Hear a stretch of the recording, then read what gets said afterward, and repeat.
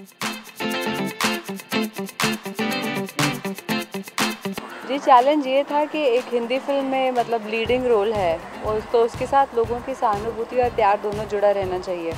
पर इसमें इस लड़की के साथ सेक्स रिलेटेड एक वाक़या हो जाता है, तो ऐसे में हम औरतों को बहुत जल्दी जज करते हैं।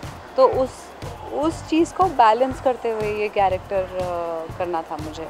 जी बिल्कुल, मैच्योर रोल किया था, उसमें 4-5 बच्चे थे कितने उनमें से एक नवाज़ भी थे, तो मुश्किल तो था क्योंकि कोई रेफरेंस नहीं है रियल लाइफ में। पर मैंने स्टडी किया कि जैसे औरतें इतने बच्चे पैदा करने के बाद एक उम्र के बाद किस तरह से चलती हैं, उनकी आवाज़ भारी होती है, वो सब। तो मज़ा आया, उसमें भी एक चैलेंज था, इसमें भी चैलेंज है। बहुत अच्छा रहा संजय जी के साथ। संजय जी बहुत मंझे हुए कलाकार हैं, 18-20 साल से फिल्म इंडस्ट्री में हैं और बहुत अच्छी फिल्में कर चुके हैं। आँखों देखी, इस साल उनके बहुत अलग अलग तरह का काम नज़र आया, दम लगा के हईशा, हर चीज़ में।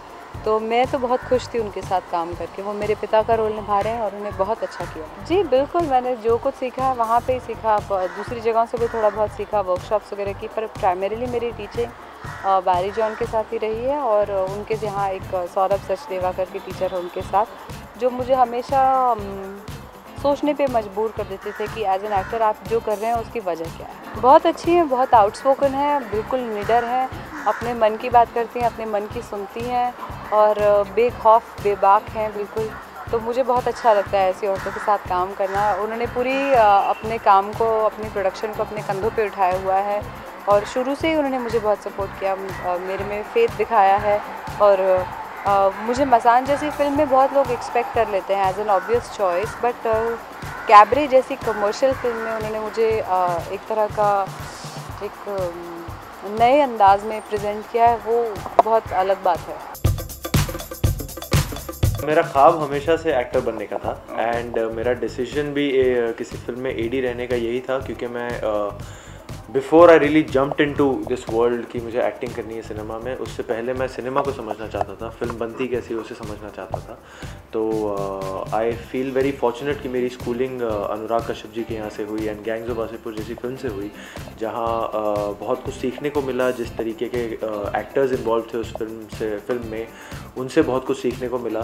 तो नीरज और मैं एक तरीके से सेम स्कूल से आए हैं एंड अब I feel very fortunate and very happy to be part of Masaan. Neeraj की पहली फिल्म एंड मेरी पहली फिल्म भी एक ही है, तो आई feel very fortunate for that. अब बनारस फिल्म में एक किरदार है, जैसे हम लोग हैं, तो और बनारस ऐसा शहर है कि आप जितना बनारस को दोगे उतना आप बनारस आपको देगा। तो हम लोग एकदम खो गए थे अपने कैरेक्टर्स में। मतलब कल को जब हम वापस जाएंगे बनारस, तो आई डोंट थिंक हम एज विकी या श्वेता जाएंगे, हम एज दीपक एंड शालू जाएंगे। मतलब वहाँ पे जाते ही हमें अपने कैरेक्टर का वापस सब कुछ आ जाता है। तो जो भी हमने शूट किया था, सारी रियल लोकेशंस थी, सब कुछ थे जहाँ पे असली मतलब ऐसे junior artist hardly I think थे मेरे तो।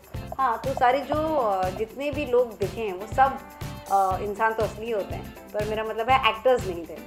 तो जो शूटिंग का स्टाइल है, अविनाश अरुण जो हमारे डीओपी हैं, उन्होंने कभी और डायरेक्टर ने, नीरज ने कभी कोई लिमिटेशन नहीं रखी थी, तो बहुत छूट थी। तो जो इंटायर प्रोसेस था उसमें हम लोग को बहुत मज़ा आया और बहुत आसान काम हो जाता है एक्टर के लिए जब लोकेशन और जब स्क्रिप्ट आपको इतना दे, तो आपका काम और आसान। सो ऑडियंस भी आज आई थिंक बहुत स्टोरी ओरिएंटेड हो चुकी है, कंटेंट ओरिएंटेड हो चुकी है एंड आई थिंक जैसे एंटरटेनमेंट की बात अगर हम करें, तो अगर ऑडियंस एक फिल्म से, एक कहानी से कुछ मोमेंट्स घर ले जाता है, कुछ मोमेंट्स को फिल्म ख़त्म होने के बाद भी चेरिश करें, उन किरदारों को चेरिश करें, तो आई थिंक दैट्स एंटरटेनमेंट। कई फिल्मों में लोग गाने याद रखते हैं, कई फिल्मों में एक्शन याद रखते हैं, कई फिल्मों में डायलॉग्स याद रखते हैं, कई फिल्मों में किरदारों को याद रखते हैं।